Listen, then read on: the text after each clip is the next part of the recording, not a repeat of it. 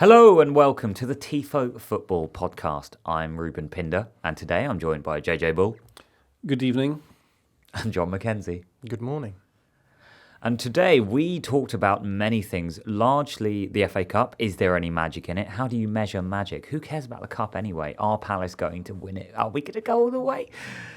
How did David beat Goliath? Using a slingshot, apparently, but a huge one. We spent some time in Italy. John talks to us about shapes and pressing and all that jazz. And Antonio Conte, and why is he not playing a back three? That was fun. Then we played the separation game. We're still working on the title.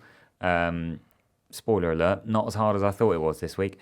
And then we take a trip to Spain. We talk about Isco's remontada, or a renaissance, or whichever European word you would like to use for that. And then we played Points Are Bad. And now I have to plug the live show. We're doing a live show Saturday the 24th of May, 2025, this year, not last year, at the Soho Theatre in Walthamstow, not in Soho, in Walthamstow. It's up the Victoria line. I know it's really far away, but it'll be worthwhile. Depends where you live. Yeah, I mean, it's Because easy. if you live near there, then it's close. It's easy for you, but Did you know that but it's not in the centre of the city, so for most people it will be further than Soho, I would say. Yeah, easier to get to than Soho, perhaps. Maybe. Did you know the Victoria line is now officially the hottest line on the Underground? It's also the quickest. Yeah, That's So why. That's listen- what they mean it's by also the the hottest. most. It's also the most frequent. Did you Yeah, know that? It's yeah. the one where Do you want to rank the tubes in order? 'Cause I can tell you what the worst one is easily. the best. Central. I think that the Victoria line is up there with the best. Yeah, I agree. Well, personally. yeah, me too. But I think the Elizabeth line has to be number one. That's really. I've never been on the Elizabeth Never. line. Oh, it's I've so never. You're a train guy. I'm not a train guy. Oh, you're a I'm plane sort of, guy, aren't I'm a you? sort of semi-train You're a guy. plane I guy. appreciate a train. Okay. I Yeah, love the, a yeah, plane. the Lizzie line. Okay, listen, fair play. That can go Elizabeth top. line, and then all the other lines somewhere in the middle. Jubilee line's good as well. The worst one's Northern, awful. No, If you ever, yeah. if you don't live in London, you come. Just do everything you can to avoid Northern Line. It's too busy. It never runs. It's every 7 minutes rather than every 2. And it doesn't make sense. You have to change at one part, and it goes left It's or split. north or south and right. No, What the hell? see, I grew up on the Northern Line, and I have a soft You spot grew up on for the it. Northern Line. Yeah. Oh, cool. So, but I have a soft spot for it, especially when it splits at Kennington, because it's like you have the serious I'm going to work branch, and then you have the I'm going to the theatre branch. Anyway, we've alienated all of our listeners who don't Yeah. live in Comes to London. London, so- yeah. So get the Victoria Line to Walthamstow in May. Enjoy that show. But first, enjoy this one.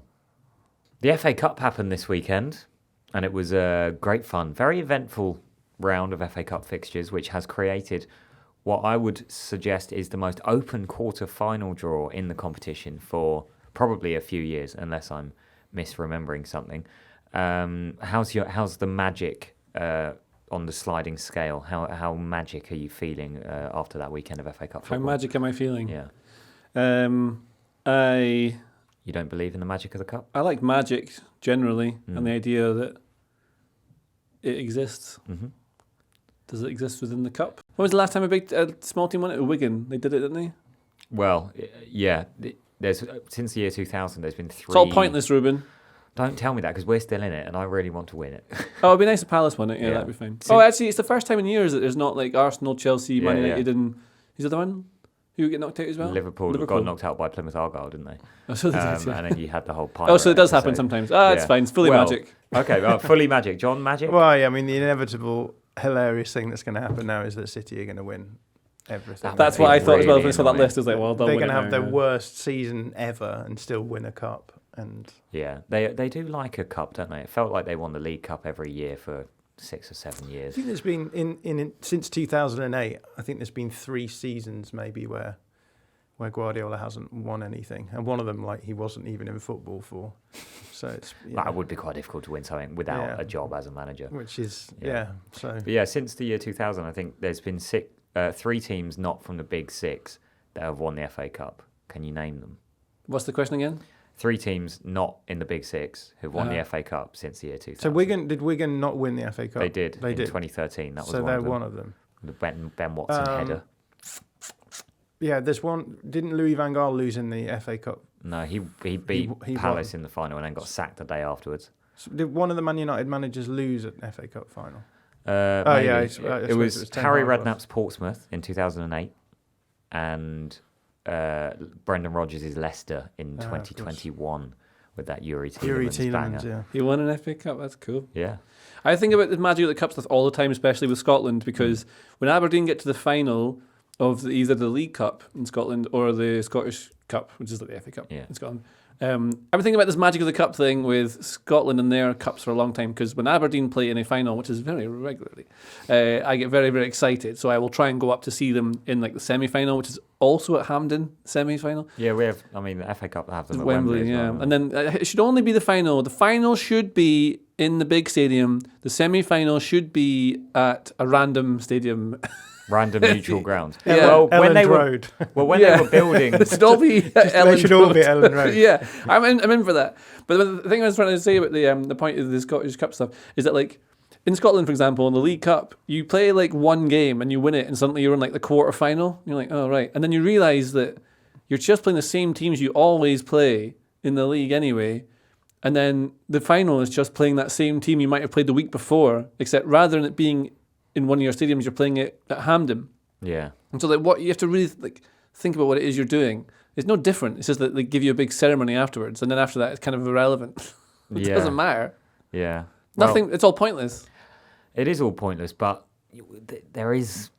But it's good if you win it. If you choose to believe in the magic, it does feel. Well, different. what's the more magic? Is it the whole adventure of the day out, where you as a Palace fan get to go and like enjoy the entire thing Yeah. of like having a little festival in your own house, or is it that in 23 years' time, I forget on a quiz that Crystal Palace have won a cup? Well, this is the thing with the cups, isn't it? You forget who wins cups immediately after they're done.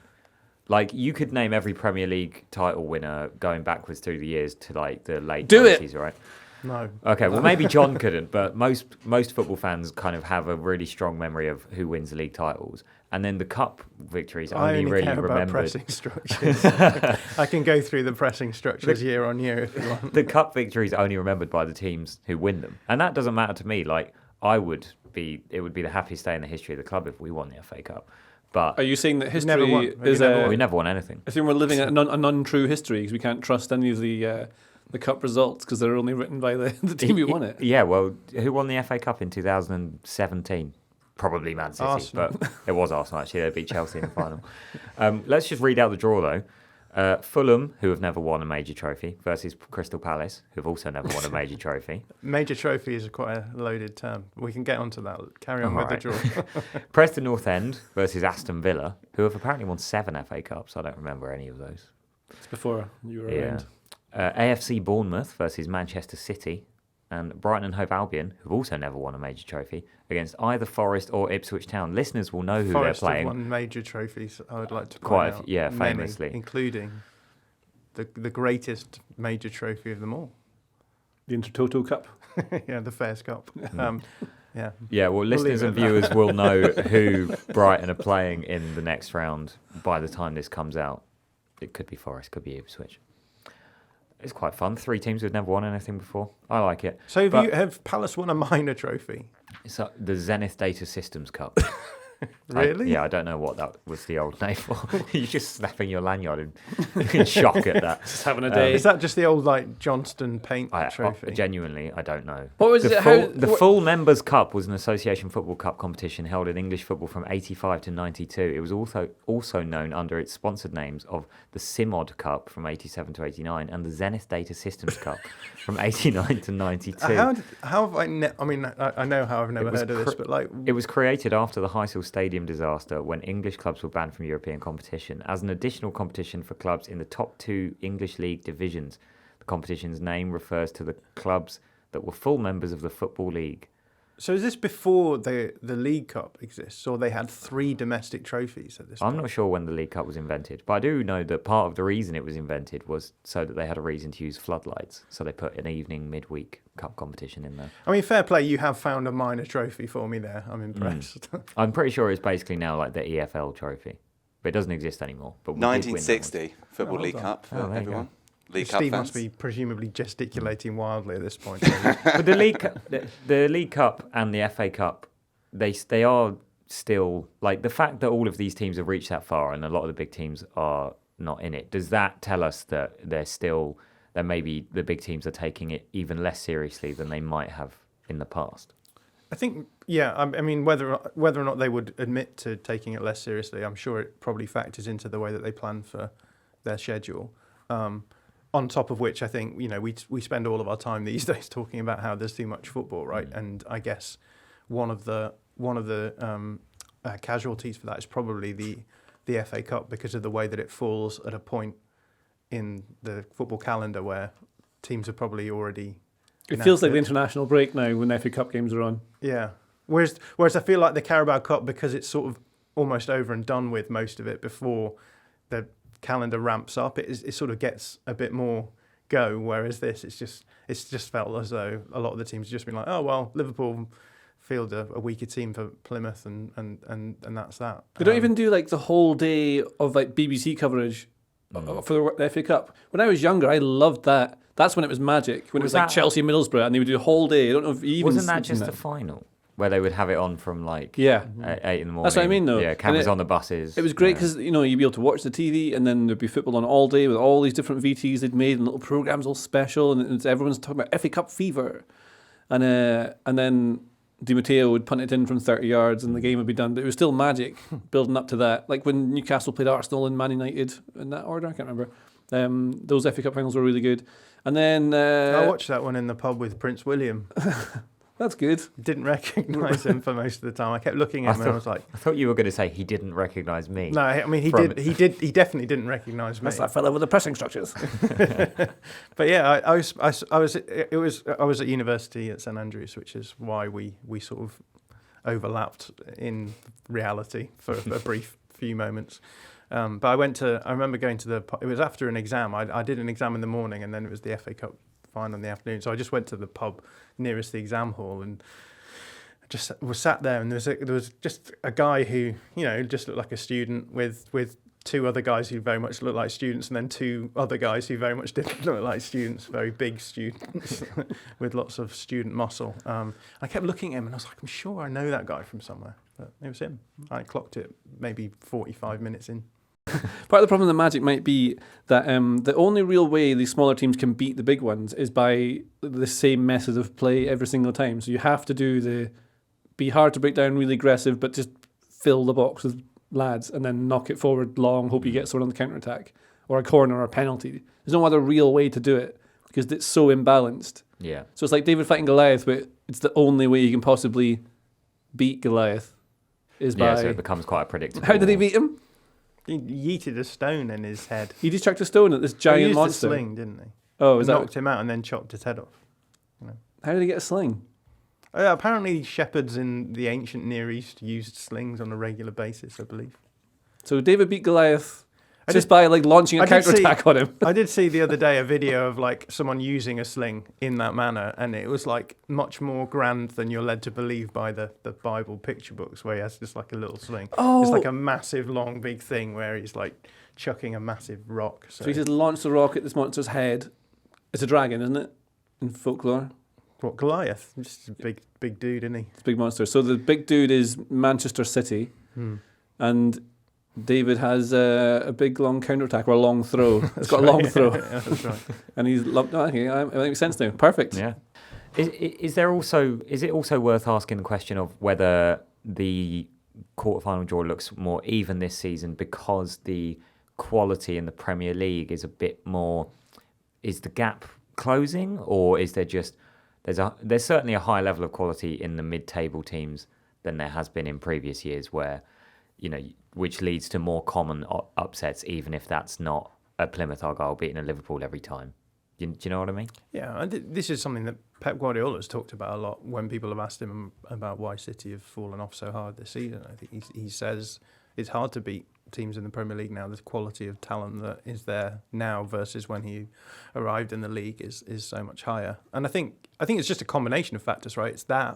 It's the narrowing of the gap, but it's also the fact that the teams at the top have to play so many more games and have crazy schedules where they're travelling around Europe midweek and they're playing midweek every week for forever. Yeah, I think it increases the competitiveness of of the competition. But there's an extent, I don't know, this is probably going to be wildly unpopular, but like, there's an extent to which like I feel as though more competitiveness just makes everything feel a little bit more arbitrary. It's just kind of like, oh, anyone can beat anyone, and so as a result, nothing really means nothing. Right. Because I don't know, you almost need. Told you. Yeah, well, you almost need to have that sort of like discrepancy between teams to know when an upset is an upset, right? Yeah. And for a team to win the league, you want to be like, they're so much better than everyone else. It makes sense that they've won the league. Whereas if the league ends up being like, oh well, it's just because this team happened to be ahead after 38 fixtures.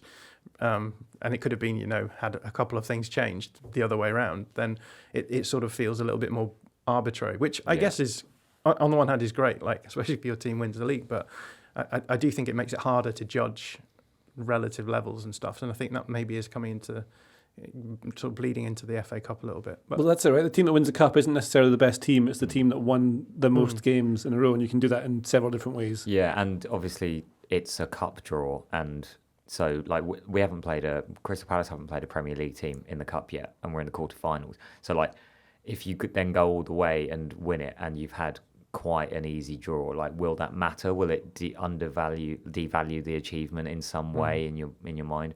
Maybe, but yeah, Manchester United got to the FA Cup final last season, having to play not a huge amount of Premier League they did teams almost, on the way, and they almost got knocked out by Coventry on the way, and then they won the Cup. And it did nothing to improve their long-term fortunes. If anything, some United fans would argue that winning that cup was bad for the club because it meant that they kept Ten Hag for a while longer when they shouldn't have. And, do the fans feel any different about the situation that they're in because they won a trophy last season? Probably not. But the fans of other teams who have never won a trophy, like we discovered earlier, will value it really highly, especially as they are all somewhat, to differing degrees, on an upward trajectory with their long-term planning and building and stuff. It's funny, isn't it? Because like you think of ways of reinventing the cup. Like there's 2 domestic trophies in English football, and you always just kind of think, well, why not just either tier them, right? So have the FA Cup be for the top 2 teams, and then the Carabao Cup for, like, I don't know, anyone in the Championship and below. But that then ruins the concept of the magic of the cup, right? Because you then lose the that sort of dream of beating the best teams as not one of the best teams. But at the same time, like, when you include everyone in it, it's still massively weighted towards the favourites. In which case, you're then going to end up with the reality that we've sort of ended up with, which is the big five, big six, end up winning. Which team were you knocking out of those? I'll leave that up to the listeners' imagination. But it's one of those teams who's going to win, and so you're sort of caught between a rock and a hard place, right? It's like either you're going to end up with a world where the big teams win all the time, but the small teams have the possibility of winning against the big teams, or you just say, let's stratify this and do, Yeah, it would mean less if you took all the best teams out of it. Yeah, it would, but it would give other teams like a much more meaningful chance of winning a trophy. So it's kind of it's a tough one to balance. It's a bit of a catch-22. Do you know what is fun about the FA Cup? Bigger away allocations. You get like twice the amount of fans as an away side, which does make the atmosphere feel different to a regular league game, despite the fact that it's all the same players. Even in some cases, in the same week, like Brighton beat Chelsea in the league and the Cup in the space of a week. But those 2 games will have felt a bit different because of... Is that just something that's written into the... I think so, yeah. So we'll get about 4,500 at Fulham, which would be good. Rather than like 2,000. 2 and a bit, Okay. Are you going to go? Yeah, I'm going to get the boat up the river. Yeah, you are. Yeah, and then watch Palace beat Fulham again. It's funny, isn't it? Because like you obviously have a vested interest in the FA Cup, and I have a sort of semi-vested interest in Bournemouth until they came up against Man City. But it's funny that you're just like, yeah, whatever, I don't care. I don't know. It is. But then I think so. There's some fixtures that would be good. So like, the colours of the shirts have to be really good colours for the final for it to be good. Like well, you know how Newcastle versus a red colour is good, or a blue versus a League red. Cup final coming up. Yeah, that's a good one. And See, that's worth how watching. El Clasico always looks lovely on telly because you've got clean white versus red and blue. Well, we got that in Palace Fulham coming up. Yeah, but I think one of the things might be is that it's just all these little teams from England playing each other, and we've all sort of moved on to more global European thinking. And so, like, if you play a video game, like something like FIFA or whatever, or EAFC, and, you don't go for the little small teams against other teams because they're quite boring games. You go for the big ones, and there's so much more European football. Everyone's so much more aware now of all these different clubs around Europe, and it's so much easier to get to these places now. Like, I suspect it would be cheaper and more fun to go and see a game in, like, Lithuania or Poland or something like that than it would be to get a train to Manchester to see one of the smaller teams from near there. So it's, I don't know if that's globalization has ruined your interest in cup competition. It's not that. I like Preston Aston Villa. I'm not really fussed. Fulham Crystal Palace. That's a Premier League game that I might watch if it's on Monday Night Football. Bournemouth Man City, kind of interesting, but I think Man City will probably win it. But it'd be cool if Bournemouth did. It doesn't. When it gets if it was the final, I don't know. I do think it's one of those where the later in the competition you get, like in the Champions League, because the quality is so high, everyone is basically interested all season and there's different long. styles, and also so like that's one of the maybe things feeding into like the Goliath, like lobbing a rock off the monster's head. Do you know if you've then got like one team who not only can lob a rock at the head of the monster, but also has a bow and arrow. And so they've got different ways of doing it and attacking. Like, oh, that's cool. I hadn't seen that. I didn't know that that's where Scott McTominay had gone, and he's attacking the monster. I don't know. I think I'm roughly on the... I know what you mean. I was going to say, like, I think the further you go in the FA Cup, the more interesting and magical it gets for the teams still in it, and everybody else is very much able to just completely switch off and not care who wins it. Whereas the League and the Champions League, obviously, like... But the Champions League more so for me anyway, as someone who doesn't really care who wins it, it's like a spectacle of the semi-finals in the Champions League are the best football you can watch all season. I think you're right, and I feel like that might be what FA Cup used to be, maybe a little bit. Yeah. But there's also the element of it being like originally the only televised game and everything like that. But then the league, obviously, if as long as you're not like Southampton, who are basically already gone, it matters all season long, whereas the FA Cup is very easy for people to switch off from it, unless you're still in it, in which case it becomes the most important thing. Those knockout tournaments now have got to a point where people only take them seriously when you get to a certain point, right? So, like for the Carabao Cup, I think it feels like the big teams anyway are just like, well, we'll see how we go, and if we're in it by the quarter-final, semi-final stage, it's like, oh, now we'll start taking this seriously, but until then we probably won't, which maybe rubs off the magic a little bit. But what's the perfect final for you? Like... Because you've got to get the balance right. On the one hand, like if you were to get Preston, you'd be like, this is great because we've got a good chance of winning here. But then you'd be like, yeah, but we won against Preston, so it feels like it didn't matter as much. Whereas, I'm going for you. But if it was City, then you'd be like, oh, if we win this, it will go down in folklore. Yeah. But like, it's much harder to win, right? Would you rather just have somewhere in the middle? I just want a good chance of winning it. I don't know the answer to that question. It's an interesting conundrum, really. Preston versus Real Madrid. They both wear white. It would be very confusing. The David Beckham derby. Yeah. Oh. He went to It was Moyes. Moyes was the coach of Preston. When Bex was on loan there. Yeah, there we go. Well, whatever happens, the FA Cup winners do qualify for the Europa League, which normally doesn't actually happen because that all normally coincides with being a big team who are in the Champions League anyway or whatever. But this year, much bigger chance of that happening. So good luck to Preston North End on their European journey next season. Speaking of Europe, after this break, we're off to Italy. What a lovely break that was. Yes. Napoli won, Inter won. Top of the table clash in Serie A. John, you took particular focus with this game. I wasn't there. You took focus. That doesn't make any sense. You watched this game, didn't you, this weekend, and noticed some interesting things? Yeah, I mean, I guess I used the FA Cup as an excuse to watch some European football, but this is a top of the table clash in Serie A. So I thought, it's fun. Antonio Conte doing fun things. Oh, yeah. I say fun. I don't know, different things. He obviously, Conte's famous for having switched Chelsea to that back three at half-time in the Arsenal game in 2016-17. And then they won 13 games and eventually the league. And he's used back three ideas pretty much all the way through his career since then. But this season at Napoli, I think he did like 4 games with the back three and then switched to a back four quite early on, which is kind of fun. Why do you think that is? Yeah, it's a good question. I guess it's sort of personnel based, but it's weird because at other clubs you could always argue that they were probably better suited to back fours and he changed them to back three sides, right?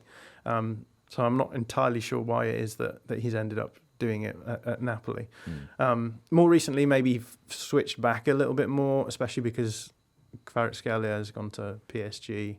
David Neres has been injured, and as a result, they don't really have any way of sort of playing wingers. So he's moved a little bit more to like a sort of 3-5-2 kind of shape recently. But then in the game against Inter, basically back four all the way.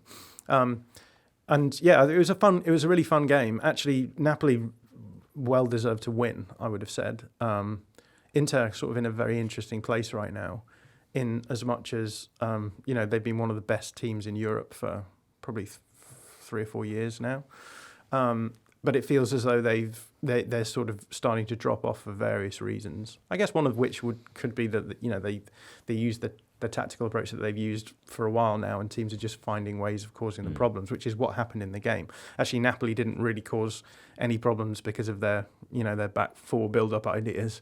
They caused a lot of problems by going just man-to-man across the board. Right. Because what Inter do, for those unfamiliar, it's 3-5-2 with a lot of fluidity, right? Yeah, that's right. They have the capacity to sort of move their players around. And now the reason why they introduce these positional rotations, I think it's important to use the word positional rotations, because essentially what's happening is you're trying to keep the same sort of structure, but you're trying to move the players around to arrive in that structure in different ways. So you're still retaining that structure, but the idea being, I think that as football moved towards sort of these more and more high pressing ideas, you were in these scenarios where opponents are going man-to-man against you in your build-up phase. So if you move the positions of the players around, it should, in theory, cause problems for them marking you. Yeah. And that's happened more and more. And last season, I think just the fluid rotations that they had were brilliant, and it caused teams a lot of problems. Yeah, I remember seeing a clip of Inter playing, and their back three had essentially all swapped places with the midfield three. So ended up with like Barella super deep and Bastoni quite high up in midfield, which is quite an extreme example of that approach, right? Yeah, and I guess the problem is that like that extreme now has been met by an equal and opposite extreme out of possession, which is teams just being like, fine, we'll go man to man across the board, because I think previously what we were seeing is teams unwilling to just collapse their structure by chasing the players around. Whereas what happened with Napoli is they were like, fine, we'll just chase you around, and we'll have, if one of your midfielders comes up, we'll have one of our strikers dropping deep, or if one of your midfielders drops into the bottom back line, we'll have Scott McTominay pushing high up the field.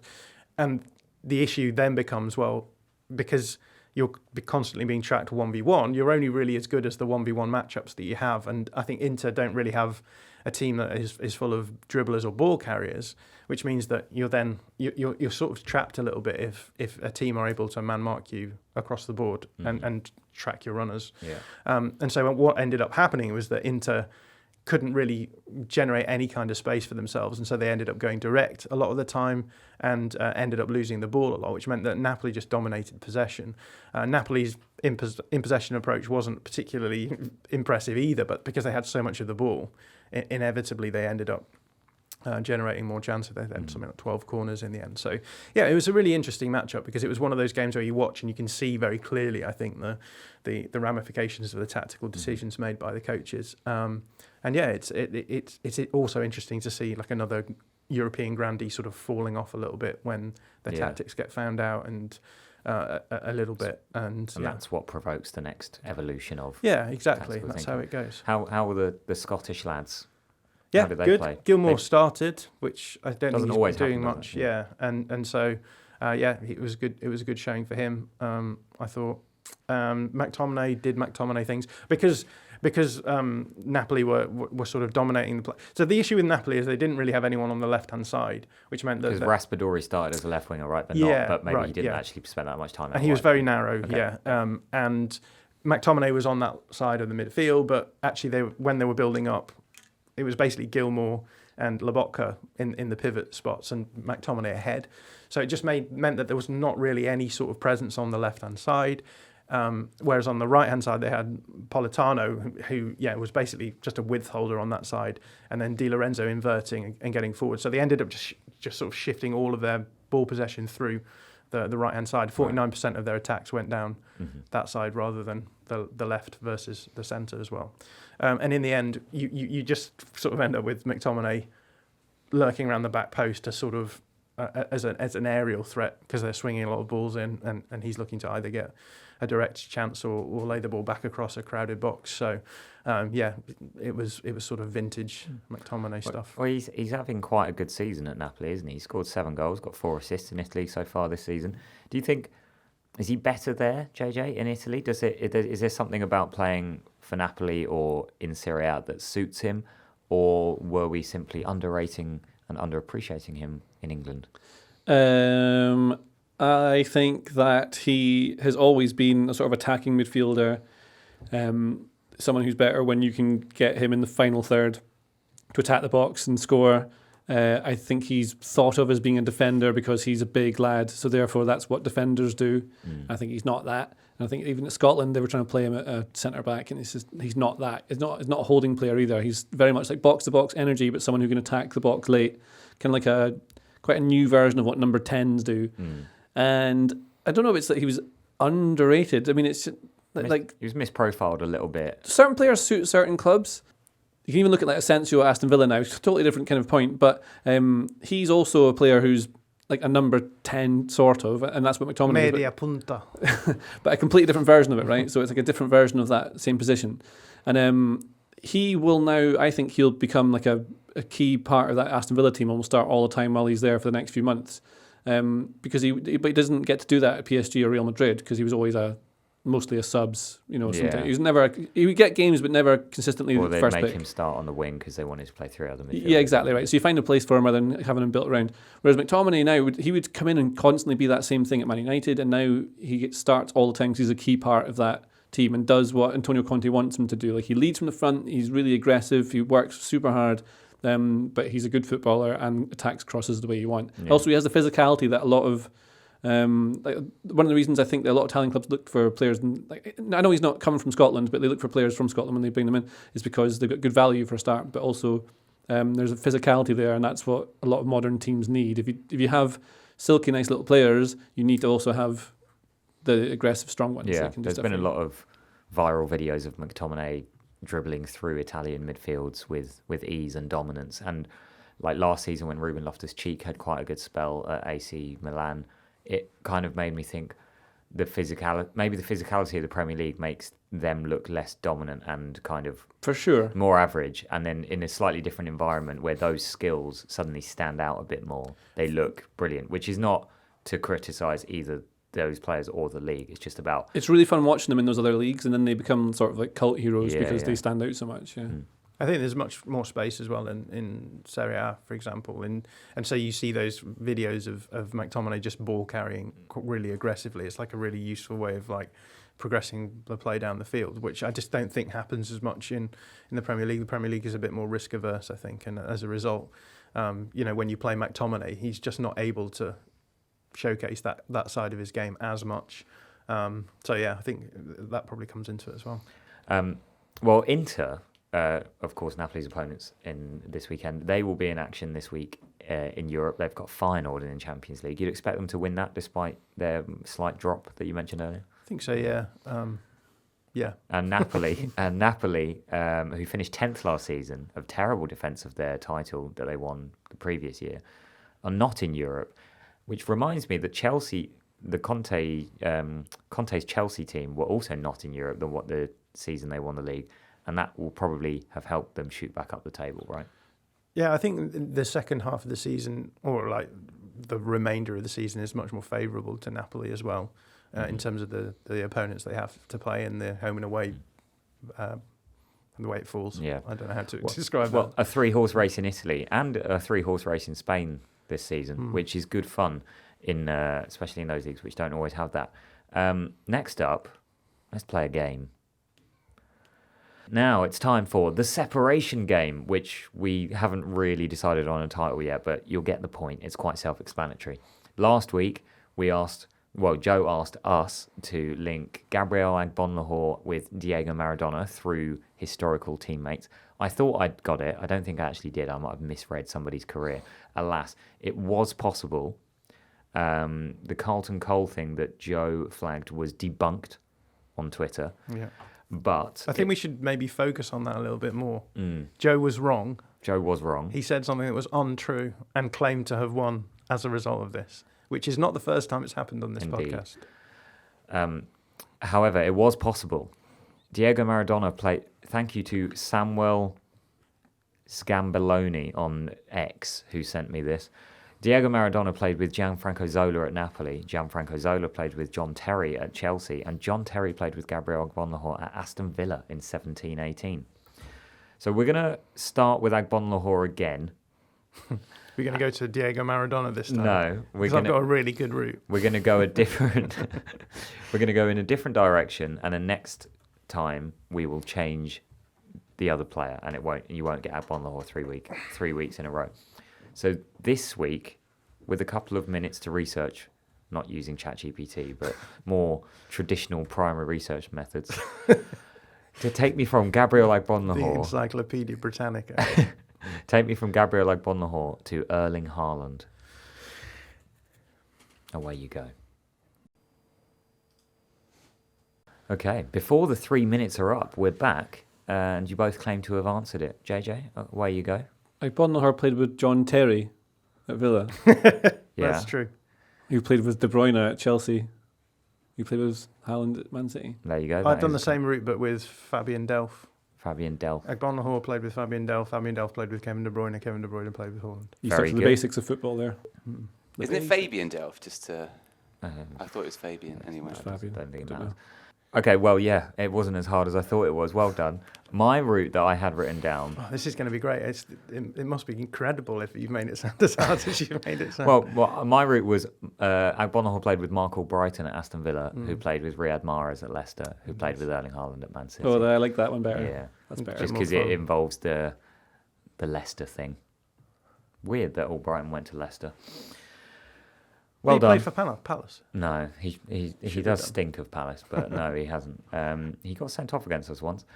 Now, moving on. I mentioned the 3-horse title races earlier in Italy and in Spain. And of course, there is a lot of league in Spain at the moment because Real Madrid lost 2-1 to former Galactico Isco in Seville at the Benito Villamarin. And of course, Anthony's getting on well at Betis as well.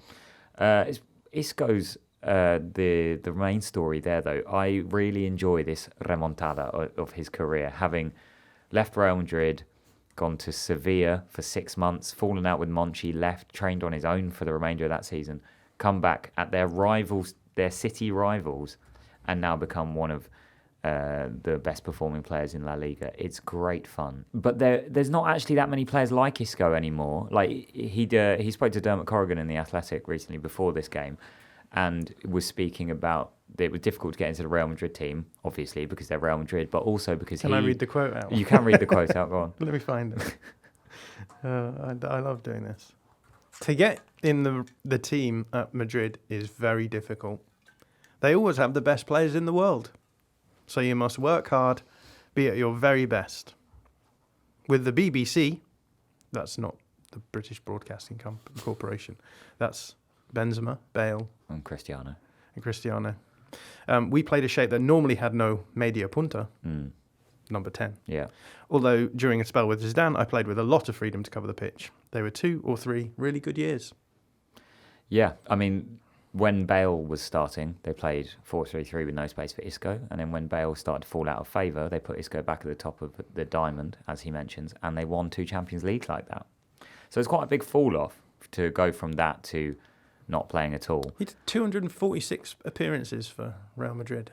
in like 9 years. That seems loads more than I remember. That is a lot. It's like 25, 30 games a season, isn't it? Yeah, I guess Yeah. so. But yeah, so do you mean like because you never thought of I him don't know. as Yeah, that if you were to key say, man? if you were to say to me like players who have over 200 appearances for Real Madrid, I don't think I would think of Isco. But yeah, you're right. It's what's interesting about this, I suppose, is that you get like this young player coming through into a team of incredible players, and having you go from that being like a big fish in a small pond to being a big fish in a big pond. I think that can have a detrimental effect on a lot of footballers, right? In that you go through seemingly the path of least resistance until you get to a point like quite late on in your career, relatively speaking, or your development anyway, where suddenly it's like, oh, this is hard. And for someone like Isco, no doubt he's gone through most of that development pathway being like, this is easy, I just do my thing and everything goes great.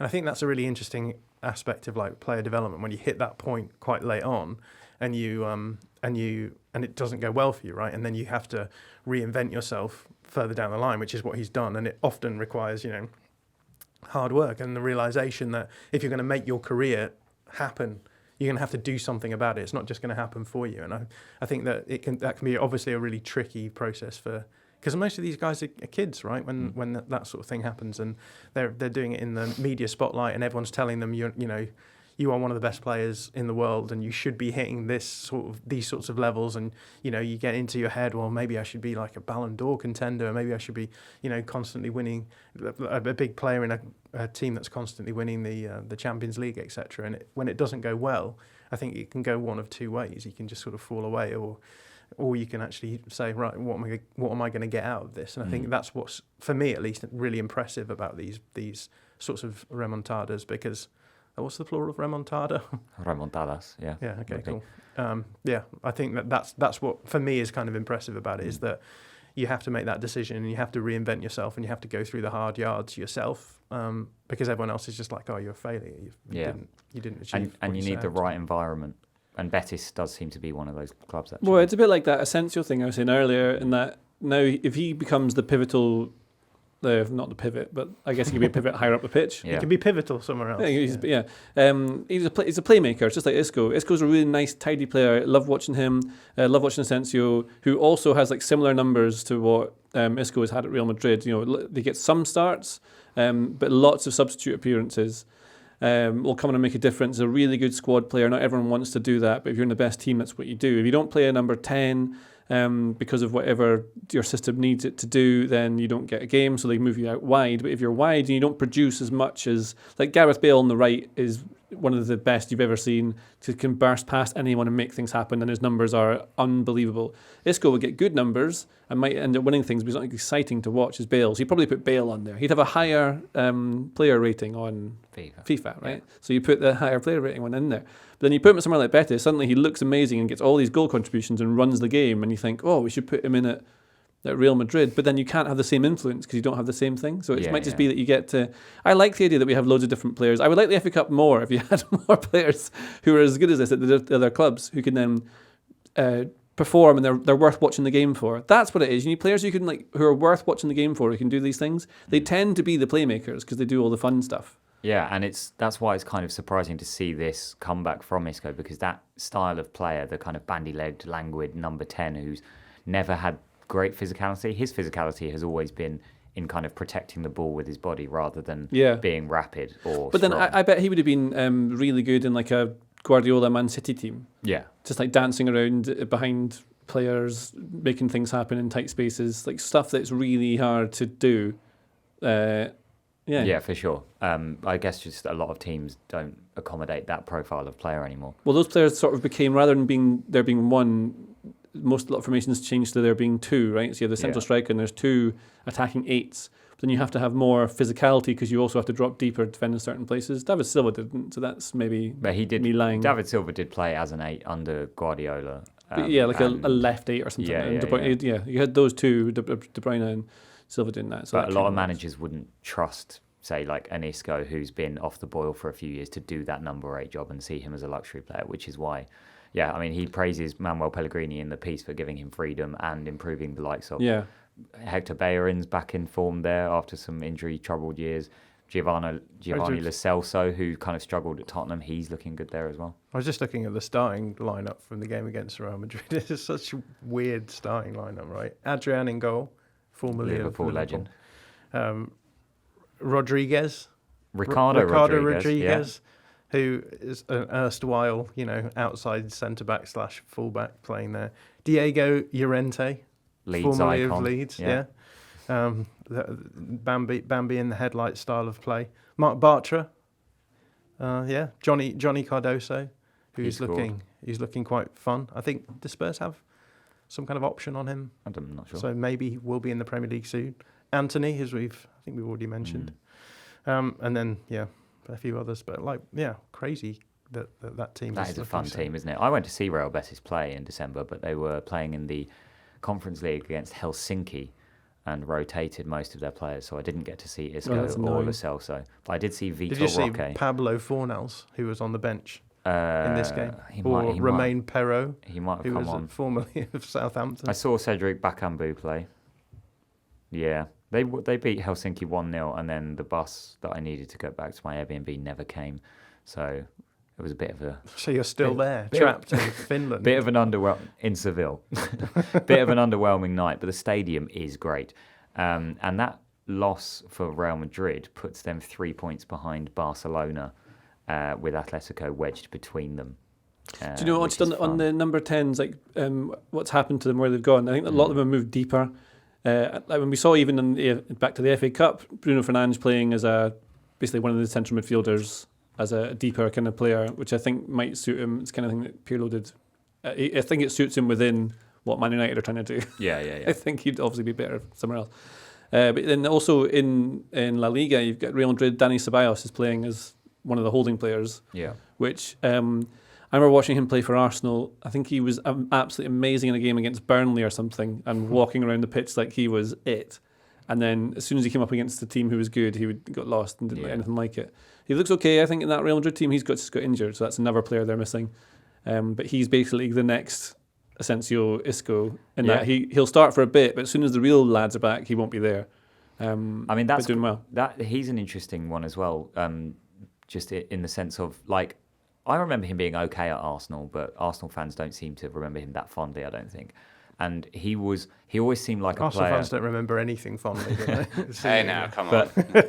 But he actually went from Betis to Real Madrid a few years ago, and then obviously got sent out on loan. And it seemed like the sort of player who would never have that Isco breakthrough into the starting 11, because they had the likes of Toni Kroos and Luka Modric. Now, obviously, Kroos is gone, retired. Modric is old and needs his minutes being managed. Tchouameni's had to play in defence a lot because of their injury crisis there. Because he's played Tchouameni minutes. Shut up. Sorry, that was actually pretty good. And then, and obviously Bellingham's going to play as a number 10. So Ceballos has found new purpose in that team.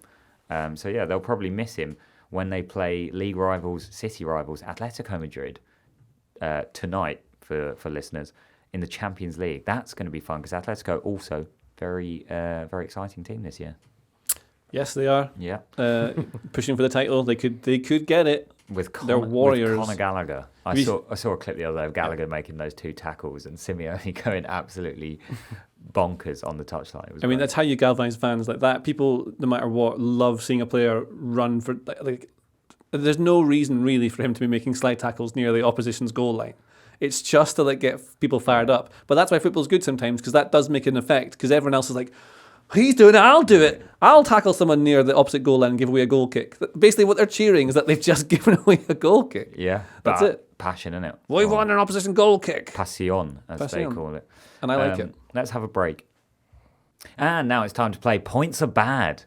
What a weekend it was for Points Are Bad. I, as Seb, I believe, I can't remember who I was at this point, but I chose... You were Seb, yeah. Yeah, because Joe was here. You were Seb this week. You're going to be Joe this week. I'm Joe this week. I was Seb, you were last, Seb week. last week. It's very weird, switching between the two of them. But I chose Crystal Palace Millwall, Cry Pal Millwall, and Palace won 3-1. Now, JJ, you predicted 3-1 to Palace. Perfect score. Looks like someone knows what they're doing. Very well done. Just an FA Cup expert, basically. That's what it is. Know what I'm doing. Loves the cup. So you had 0 points there. As Seb, I predicted 2-0, so the right margin, but not the right scoreline, adding 2 points. Joe predicted 2-1, adding 1 point, and John predicted 3-0, adding 1 point. So all pretty good there, pretty good. The other game, Manchester City versus Plymouth Argyle. Now, in contrast there, JJ, you predicted this to be an 8-0 City win. And what was the score? It was 3-1 to City. Well, that's unfortunate. Yeah. Argyle scored first, actually. So you had 6 points to your total there. I, as Seb, predicted 4-0, adding 2. Joe predicted 1-1 in the cup, predicting a draw in the cup, Yeah. adding 2, and John predicted 2-0, also adding 2. So the totals added, JJ, you've added 6, Seb has added 4, Joe has added 3, and John has added 3, which is a tie. So Joe's not here, though, so you can pick the team. So I won. Yeah, so you win. I enjoy this more I than think when the I pick loser them picks the properly. teams, It's don't more they? fun doing the bigger scores. I play a game is, with yeah. my friends where I predict Scottish It football. will come. It's It will not come. fun. It will come up as well. Like Yeah. one of these 8-0 will happen, and then you'll win the whole game because you'll make so many points. And the on us. clipped video that goes in social media is all anyone will see. Yeah, exactly. So the totals now, JJ's on 129, Seb is on 120, John, you're on 107, but Joe still leads on 99.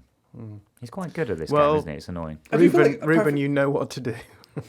A perfect score should give you minus points. You should gain a prize. I think so. Especially, and you should get spirit of the game points if you guess a silly score and you get it. Yeah, agree. You win. We've already talked about this. If an 8-0 comes off, straight. I mean, I win this game every week anyway. So who picks the games for the next It's round? the loser, isn't it? The loser. Usually. Right. Yeah, normally the loser, but how can I put this delicately? JJ ends up picking a lot.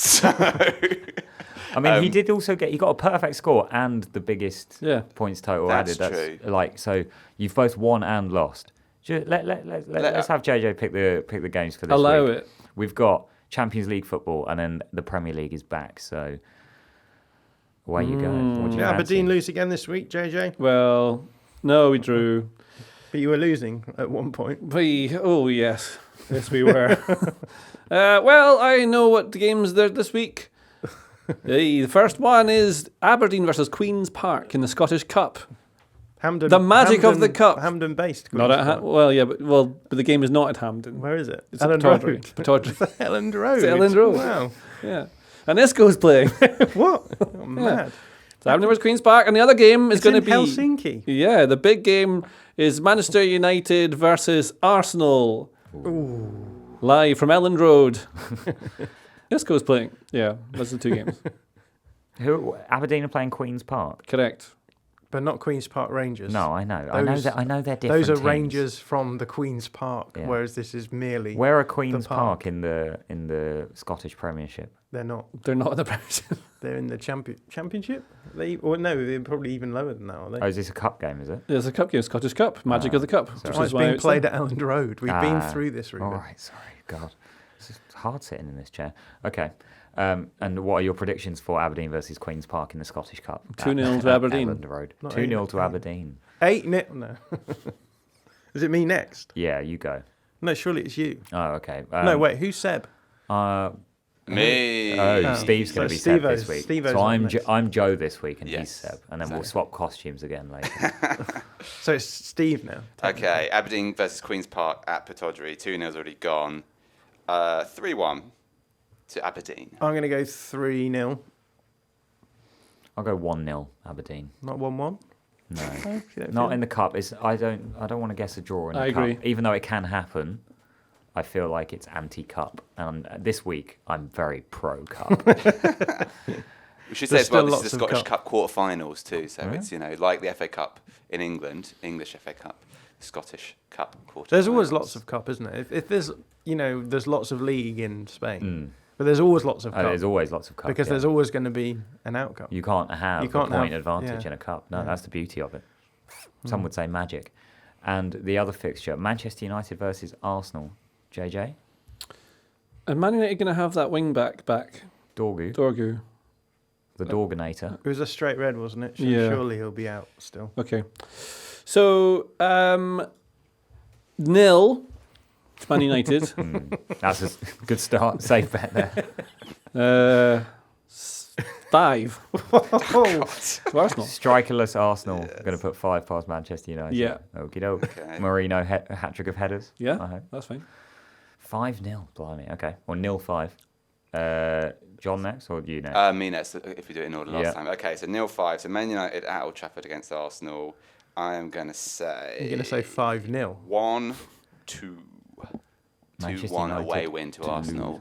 Yeah, I'll go 2-0 win for Arsenal. 0-2. 0-2. That's the most That's likely. good, yeah.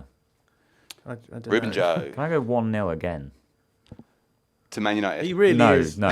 0-1. 0-1. 0-1. inhabiting the spirit of Joe Devine here. Really is. I get Joe very will be competitive, so even though I'm not playing for my own name, I kind of want to win, and I think 1-0 Arsenal, bit of a Yeah. ugly win, feels very Is likely. this like there. Federico Makeda against Queen's Park Rangers for Man United against that? Or was it Villa? That was Got Villa, that crucial yeah. goal. Villa, yeah, great Part goal of the that. title challenge, title win. Very similar to Kobe Mainoo's goal against Liverpool Wait, last what's season. he doing these days? He's still playing, isn't he? Kiko Makeda, Federico Makeda.